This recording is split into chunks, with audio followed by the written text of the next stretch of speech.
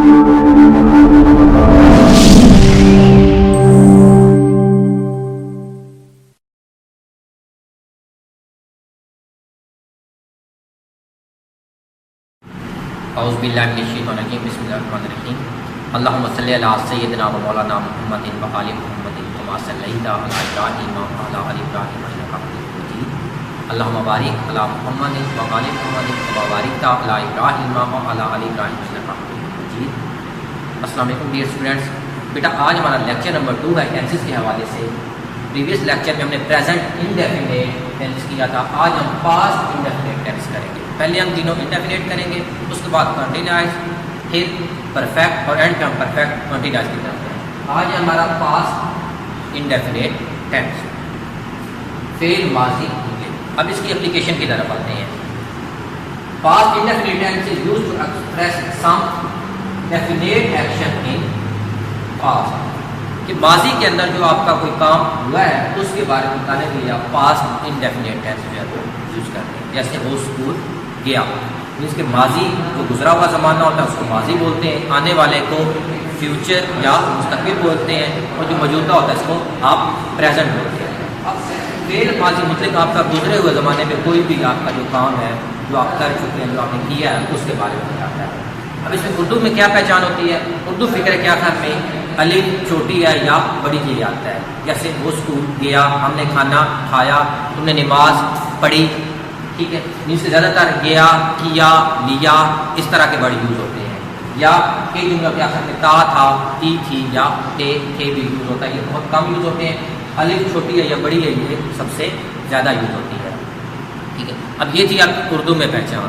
English में बहुत सादा, जिस तरह हमने कल प्रेजेंट इंडेफिनिट के बारे में पढ़ा था, आज पास्ट इंडेफिनिट। इस सब्जेक्ट के फ़ौरन बाद, किसी भी सब्जेक्ट के फ़ौरन बाद वर्ब की सेकंड फॉर्म आएगी। अगर सब्जेक्ट के फ़ौरन बाद वर्ब की पहली फॉर्म आएगी तो प्रेजेंट इंडेफिनिट है। अगर सब्जेक्ट के फ़ौरन बाद वर्ब की सेकंड फॉर्म आएगी तो आपका पास्ट इंडेफिनिट टेंस होगा।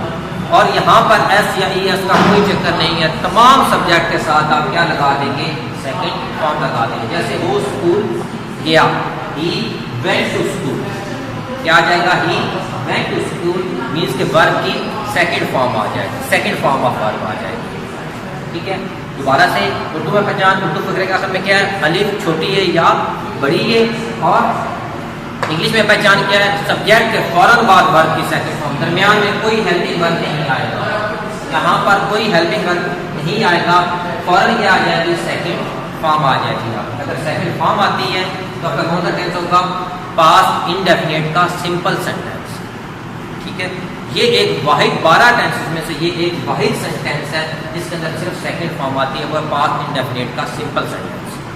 नेगेटिव या इंटरोगेटिव में सेकंड फॉर्म नहीं आती। दोबारा से ये चीज़ माइंड में रखते हैं कि पास्ट इंडेफिनिट के अंदर कौन सी फॉर्म इस्तेमाल होती है? सिंपल सेंटेंस के अंदर सेकंड फॉर्म होती है सब्जेक्ट के फौरन बाद। अब आगे इसकी फॉर्मेशन या बनावट।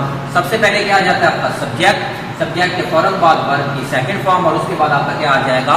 ऑब्जेक्ट आ जाएगा।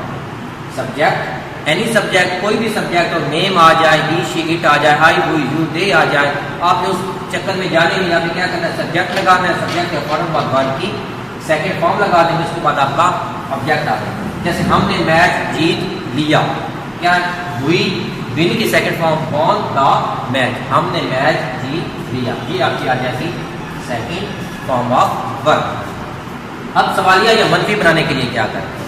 यहाँ तक तो हो गया आपका सिंपल सेंटेंस, आपने बना लिया कि अगर उर्दू में पहचान आ जाती है, अलिफ छोटी है या बड़ी है, या ता था, ती थी या ते थे आ जाता है, तो आप क्या लगाओगे? सब्जेक्ट, सब्जेक्ट के फौरन बाद वर्ब की सेकंड फॉर्म, उसके बाद आप क्या? अब आ जाते हैं सवालिया या मनफी बनाने का। प्रेजेंट इंडेफिनिट के अंदर आपने पढ़ा था हेल्पिंग वर्ब के डू और डज। यहाँ पर डू और या डज की सेकंड फॉर्म आ जाती है डिड। यहाँ पर आपका हेल्पिंग वर्ब इस्तेमाल होगा डिड। सवालिया बनाने के लिए डिड शुरू में लग जाएगा, नेगेटिव बनाने के लिए सब्जेक्ट के बाद आपका क्या लग जाएगा? डिड नॉट लग जाएगा।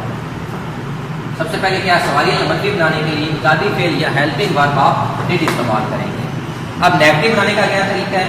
नेगेटिव सेंटेंस के लिए सब्जेक्ट, सब्जेक्ट के बाद आपका आ जाएगा डिड नॉट के बाद आएगी वर्ब की पहली फॉर्म। इस चीज़ को फोकस कर लीजिएगा मेरा बेटा। डिड नॉट के बाद आपका क्या इस्तेमाल हो रहा है? वर्ब की पहली फॉर्म। इसमें दो लॉजिक, एक तो डिड ऑलरेडी खुद सेकंड फॉर्म है, उसके बाद हमेशा फर्स्ट फॉर्म आती है, डू या डज की डिड जो है सेकंड फॉर्म है। दूसरा है कि डिड जहां पर भी आ जाएगा, किसी भी सेंटेंस के अंदर जब डिड आ जाएगा, डिड के बाद हमेशा वर्ब की पहली फॉर्म इस्तेमाल करेंगे। ये अपने पास नोट कर लें, ये चीज मेन चीज है, इंपॉर्टेंट चीज है, पूरी लाइफ आपकी ग्रामर में काम आएगी। डिड के फौरन बाद वर्ब की पहली फॉर्म आएगी। डिड के साथ कभी भी एक जुमले के अंदर सेकंड फॉर्म इस्तेमाल नहीं होगी। डिड के साथ आप कौन सी फॉर्म इस्तेमाल करेंगे? First form of verb. Subject, subject के बाद डिड नॉट के बाद वर्ब की पहली फॉर्म, उसके बाद ऑब्जेक्ट। मीन्स कि he did not go to school. हमने यहाँ पर लिखा था ही वेंट टू स्कूल, अब उसका नेगेटिव आ गया, वो स्कूल नहीं गया। He did not go to school, वो स्कूल नहीं गया। यहाँ पर आ गया आपका इंटरोगेटिव सेंटेंस, सवालिया जुमले। सवालिया के क्या करते हैं? डिड को आप क्या करेंगे? इस फिक्रे के शुरू में लगा did plus subject plus verb की पहली फॉर्म प्लस आपका ऑब्जेक्ट और एंड पर क्वेश्चन मार्क। दोबारा से डिड क्या आ जाएगा? जुमले के या फिक्रे के शुरू में आ जाएगा। जैसे उसी जुमले को लेते हैं, ही वेंट टू स्कूल, उसका नेगेटिव बनाया हमने, he did not go to school. Interrogative में आ जाएंगे, did he go to school, क्या वो स्कूल गया? और यहाँ पर भी आपने पहली फॉर्म ही इस्तेमाल करनी है। क्यों? क्योंकि मैंने सिर्फ जो पास्ट इंडेफिनिट का सिंपल जुमला होगा वहां पर सेकंड फॉर्म है, बाकी हर जगह पहली फॉर्म इस्तेमाल होगी, नेगेटिव के अंदर भी, इंटरोगेटिव के अंदर भी। और ये आपका वही नोट लिखा हुआ है, डिड के बाद वर्ब की पहली फॉर्म इस्तेमाल होगी। डिड के बाद कभी भी आप सेकंड फॉर्म इस्तेमाल नहीं करेंगे। अब ये थे बेटा आपका पास इंडेफिनिट और प्रेजेंट इंडेफिनिट। इंतहाई सिंपल, सादा और ग्राउंड लेवल पे आप लोगों को समझाया, कोई इसमें एक्स्ट्रा या बड़ी लेवल की चीज़ें शामिल नहीं की, ताकि एक बेसिक बच्चा जो 2-3 से लेके 10 तक का कोई बच्चा भी इसको आसानी से समझ सके। बेटा इस लेक्चर को एक दफ़ा देख के आप कोई भी अपने पास से जुमले लिखें, उनको प्रैक्टिस करें, इंशाल्लाह आपको इसमें कोई प्रॉब्लम नहीं होगा। अल्लाह ताला आप लोगों का हामी व नासिर हो। अल्लाह हाफिज़।